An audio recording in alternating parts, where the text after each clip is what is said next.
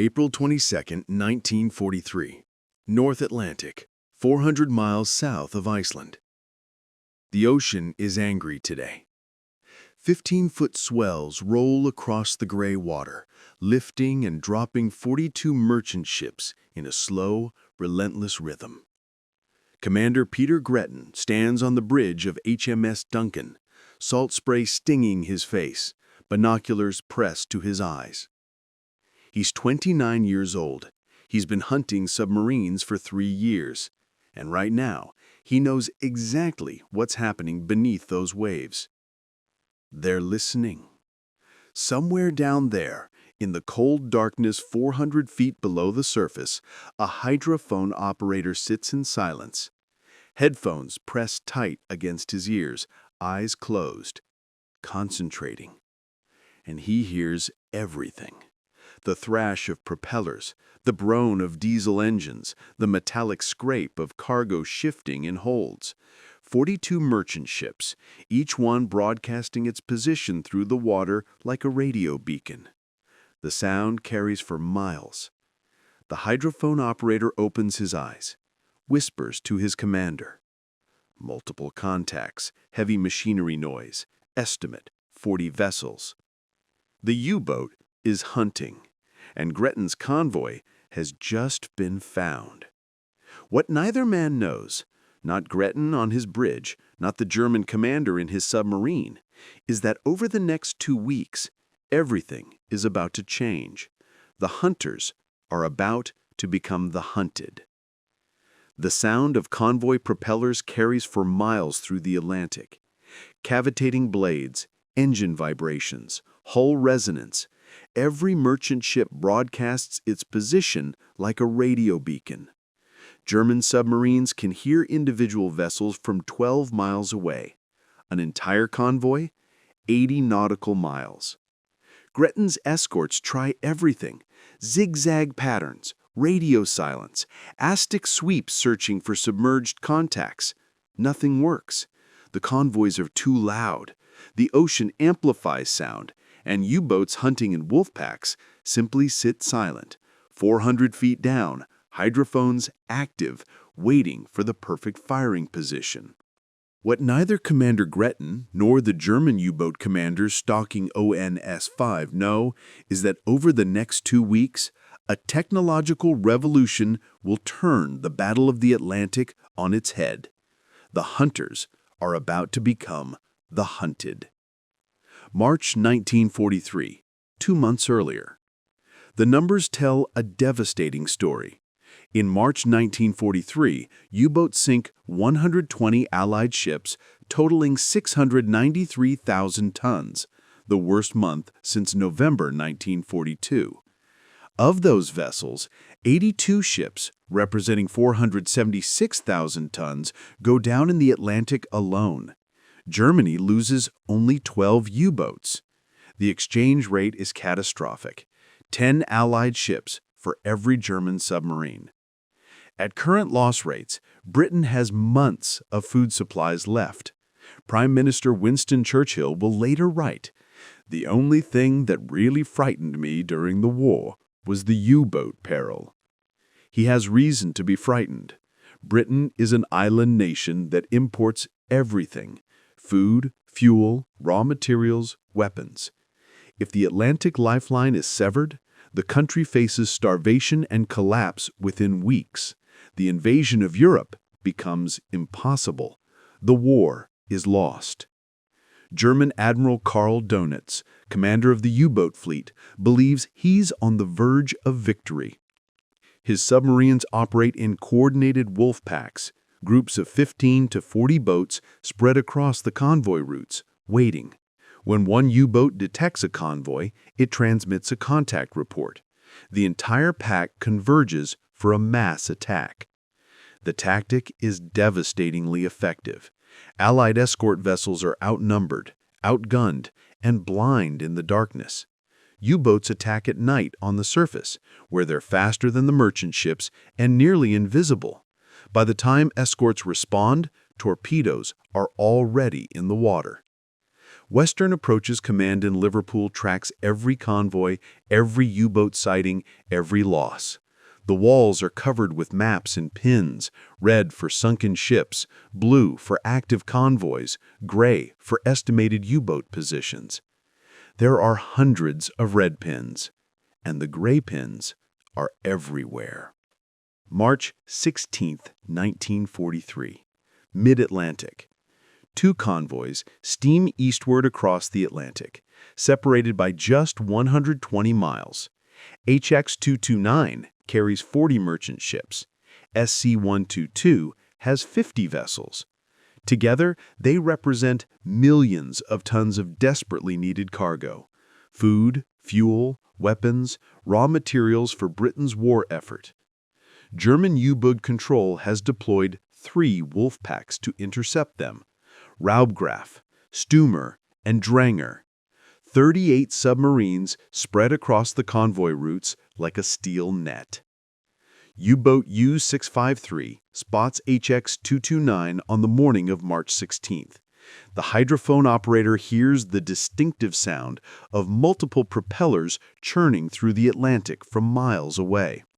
The submarine commander transmits immediately. Admiral Donitz orders all 3 wolf packs to converge. Raubgraf catches up with HX-229 on the evening of March 16th. They attack that night under cover of darkness. 3 ships explode within the first hour, torpedoes slamming into hulls, cargo holds erupting in flame, men screaming in the water. By morning on March 17th, 5 more ships have gone down. 8 vessels lost in just 8 hours. At the northern end of Sturmer's patrol line, U-boat U-338 spots SC-122. The submarine quickly sinks 4 ships. A 5th vessel, Fort Cedar Light, takes a torpedo amidships and limps on for hours before finally slipping beneath the waves. Over the next 3 days, the battle rages across hundreds of square miles of ocean. Very long-range B-24 Liberators fly from Iceland, providing what air cover they can reach. It's not enough. The escorts chase U-boats repeatedly, racing toward Aztec contacts, dropping depth charges into churning water, but they can't prevent the slaughter. The U-boats are too many, the ocean too vast, the darkness too complete. Final toll: 22 merchant ships sunk, 146,000 tons of cargo lost, over 300 merchant seamen dead, men who went into the freezing Atlantic with minutes to live, if they survived the initial explosions at all. 1 U-boat destroyed, U-384, caught on the surface by a B-17 Flying Fortress from British Squadron 206. All hands lost. It's the largest convoy battle of the Atlantic campaign. A Royal Navy report concludes, "It appeared possible that we should not be able to regard convoy as an effective system of defense." The Germans never came closer to winning the Battle of the Atlantic than in March 1943.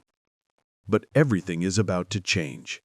Western Approaches Command, Liverpool, England, March to April 1943. Admiral Sir Max Horton, Commander-in-Chief of Western Approaches, convenes his technical staff.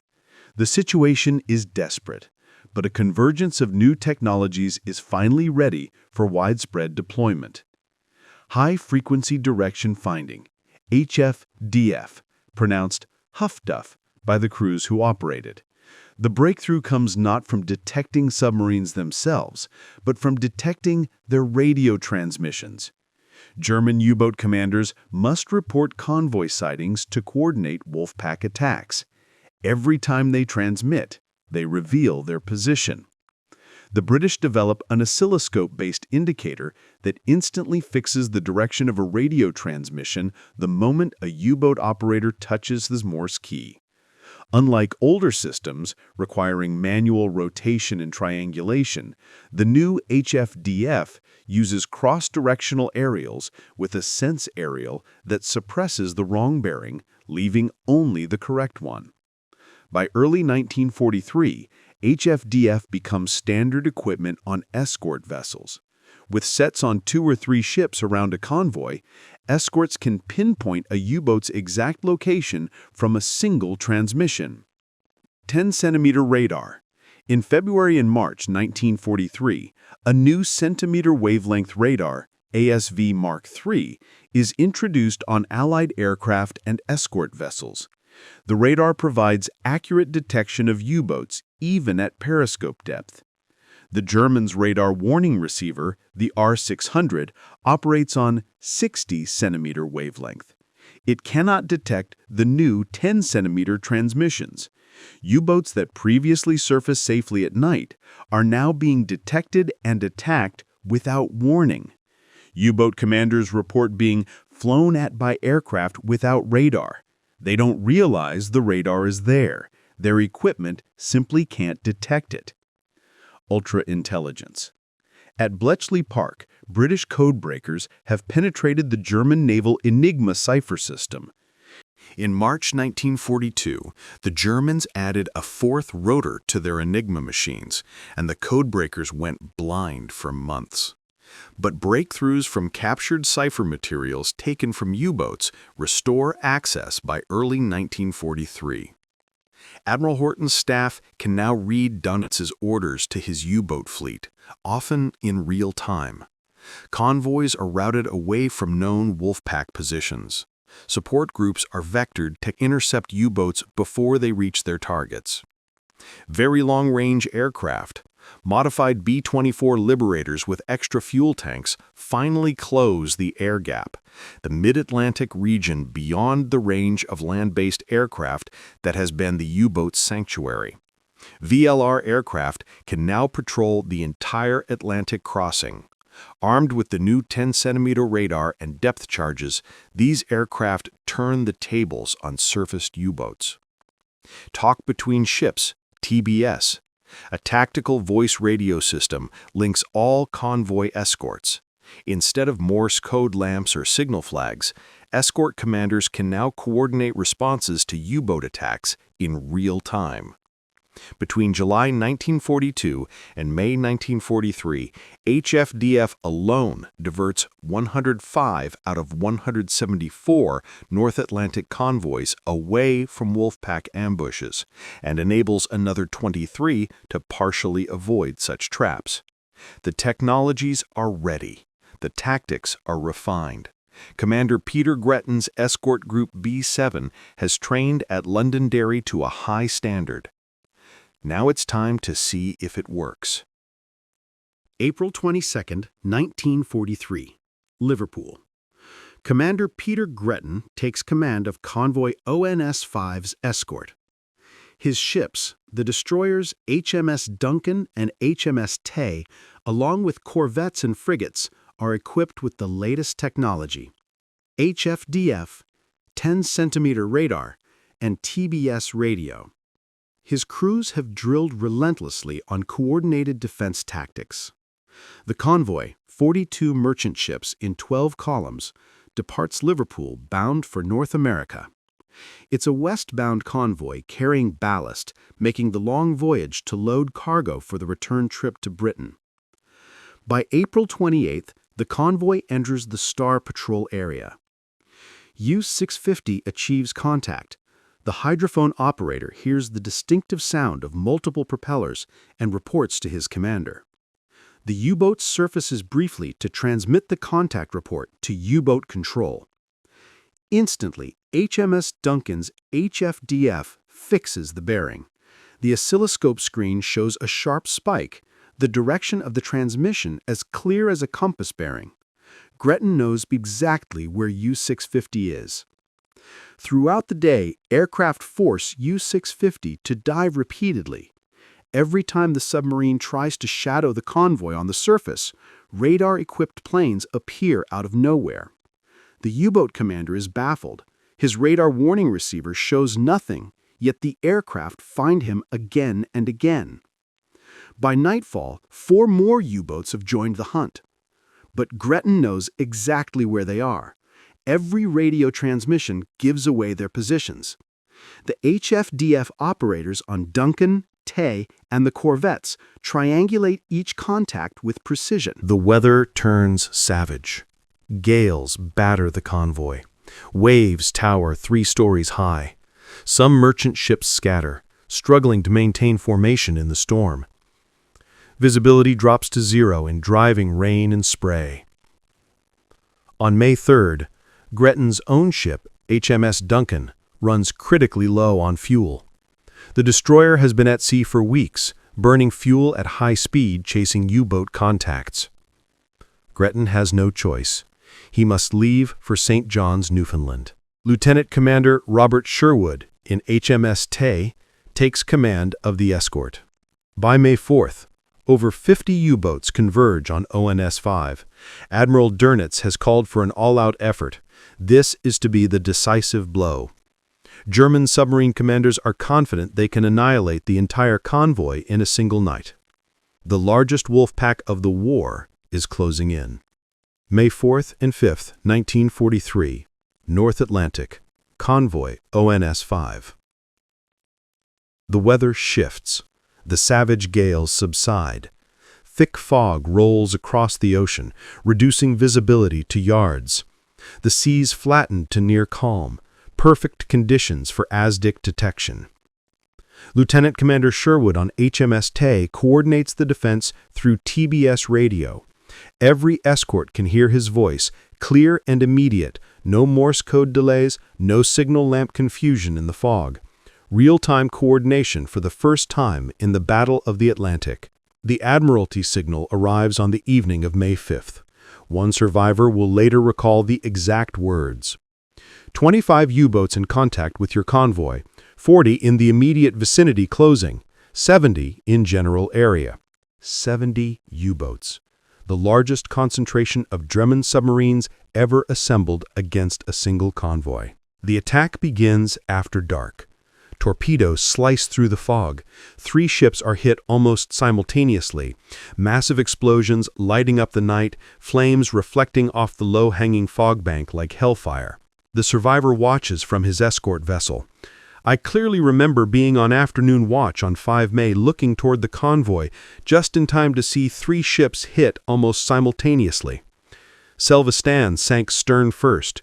Jorinda sank bow first, and the little ship Bond broke in 2. All 3 sank within 2 minutes. But then, the escort's counterattack. HFDF operators fix bearings on every U-boat transmission. The foggy conditions that hide the merchant ships also hide the escorts, and the new 10-centimeter radar penetrates the fog perfectly. Submarines that think they're invisible are suddenly illuminated on radar screens. HMS Tay races toward a contact, ASDIC pinging, the returning echo growing stronger. Depth charges roll off the stern, set for 150 feet. The ocean erupts in towers of white water. Oil slicks spread across the surface. Throughout the night, coordinated by TBS radio and guided by HFDF bearings, the escorts mount a ferocious defense. U-boats attempting to maneuver into firing positions find destroyers charging at them out of the fog. Submarines forced to dive by aircraft attacks surface directly into ASDIC search patterns. For the next 24 hours, the U-boats face resistance they've never encountered before. Depth charge attacks come from precise bearings, not random patterns. Radar-equipped ships find submarines in conditions where visual detection is impossible. Support groups arrive with fresh depth charges and fuel. German submarine commanders report the engagement with shock. One transmission intercepted by ultra reads, "We could not understand what happened. Ships were practically on top of us before we detected them. The escorts seemed to know our exact positions. It was as if they could read our minds." They didn't know it, but the Allies could read their minds by breaking Enigma and intercepting every transmission with HFDF. Final tally for Convoy ONS-5. 13 merchant ships lost. 6 U-boats destroyed. Many more damaged and forced to withdraw. For the first time in a major convoy battle, U-boat losses exceed merchant ship losses. The tide has turned.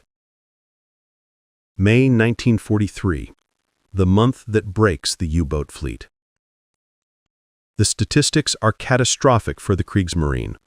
Allied losses, 64 ships, totaling 345,000 tons, with 39 ships representing 235,000 tons lost in the Atlantic. But U-boat losses, 43 submarines destroyed, 25% of Germany's operational submarine fleet wiped out in a single month. The causes tell the story of technological supremacy. 18 submarines sunk by escort vehicles and escort carriers, 21 submarines sunk by ship and shore-based air patrols, 4 submarines lost to accidents. Average monthly U-boat losses from January through April 1943, 14 submarines. May losses, 43 submarines. The reversal is absolute. On May 24, 1943, Admiral Karl Dönitz withdraws almost all U-boats from the North Atlantic. He writes in his war diary, "The enemy has achieved technological supremacy, which has robbed U-boats of their most effective weapon, surprise attack. We can no longer predict convoy positions. The old certainties have vanished." The withdrawal is temporary, but the strategic balance has shifted permanently. German U-boats will continue to operate in the Atlantic until May 1945, but they will never again threaten to sever Britain's Atlantic lifeline. Dönitz loses his own son during Black May. 21-year-old Peter Dönitz goes down with U-954 on May 19th, when 2 Royal Navy ships sink the submarine. All hands lost. The human cost extends beyond the German submariners. Over 30,000 Allied merchant mariners died in the Battle of the Atlantic. They sailed without weapons, through submarine-infested waters, knowing one torpedo could send them into the freezing North Atlantic with minutes to live. The escort crews, British, Canadian, and American, fought a brutal war of endurance. Weeks at sea in tiny corvettes that rolled 45 degrees in Atlantic storms. Depth charge attacks in freezing spray, rescuing survivors from burning tankers and sinking freighters. Commander Peter Gretton earned 3 distinguished service orders for his leadership. He later rose to vice admiral and wrote the memoir Convoy Escort Commander, documenting the tactics that turned the tide. For the German submariners, the Battle of the Atlantic became a death sentence. In 1912, they sank 1,094 merchant ships while losing only 87 submarines.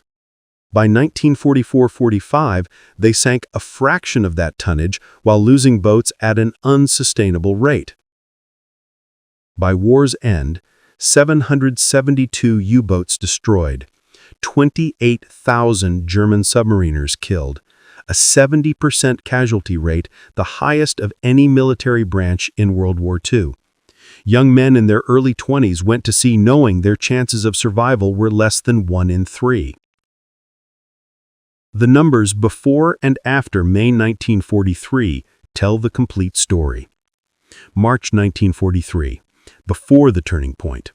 Allied ships sunk, 120 vessels totaling 693,000 tons. U-boats lost, 12 submarines.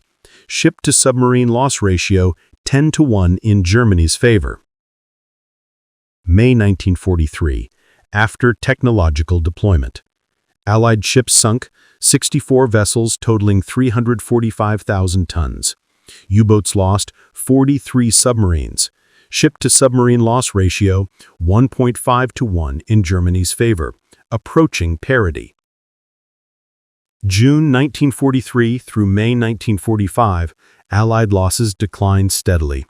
U-boat losses accelerate. The Convoy system, which appeared on the verge of failure in March 1943, becomes the highway that sustains Britain and enables the liberation of Europe.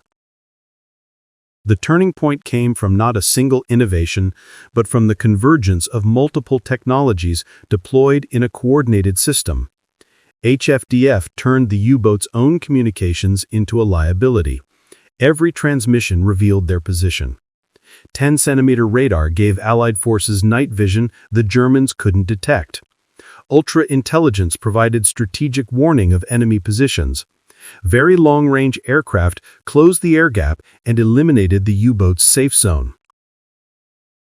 Between July 1942 and May 1943, HFDF alone diverts or partially protects 128 convoys from Wolfpack attacks. The 10-centimeter radar remains undetected by German forces until late 1943. Ultra-intelligence provides advance warning of U-boat positions throughout the remainder of the war. Increased escort production meant more ships for convoy protection. Improved tactics and training. Commanders like Gretton. May 1943, after technological deployment. Allied ships sunk, 64 vessels, totaling 345,000 tons. U-boats lost, 43 submarines. Ship-to-submarine loss ratio, 1.5 to 1 in Germany's favor, approaching parity. June 1943 through May 1945. Allied losses decline steadily. U-boat losses accelerate. The Convoy system, which appeared on the verge of failure in March 1943, becomes the highway that sustains Britain and enables the liberation of Europe. The turning point came not from a single innovation, but from the convergence of multiple technologies deployed in a coordinated system. HFDF turned the U-boat's own communications into a liability. Every transmission revealed their position. 10-centimeter radar gave Allied forces night vision the Germans couldn't detect. Ultra-intelligence provided strategic warning of enemy positions. Very long-range aircraft closed the air gap and eliminated the U-boat safe zone. Between July 1942 and May 1943, HFDF alone diverts or partially protects 128 convoys from Wolfpack attacks. The 10-centimeter radar remains undetected by German forces until late 1943. Ultra-intelligence provides advance warning of U-boat positions throughout the remainder of the war. Increased escort production meant more ships for convoy protection. Improved tactics and training. Commanders like Gretton perfected coordinated defense. Support groups, mobile hunter-killer groups, could reinforce threatened convoys. Talk between ships radio enabled real-time tactical coordination. Individually, each technology helped. Together, they created an integrated system that made the German submarine fleet nearly obsolete almost overnight. The Royal Navy historian Stephen Roskell wrote, "The Germans never came so near to disrupting communications between the New World and the Old as in the first 20 days of March 1943. 2 months later, the battle was effectively over." Admiral Sir Max Horton noted in his post-war memoir, "Among the many innovations that secured victory in the Atlantic, radar, Huff Duff, ultra-intelligence, escort carriers, none worked in isolation. Victory came from integrating new technologies with improved tactics and the courage of the men who sailed into harm's way every day for 5 years." The lessons shaped naval warfare for generations. Modern submarines operate on the same principle that doomed the World War II U-boats.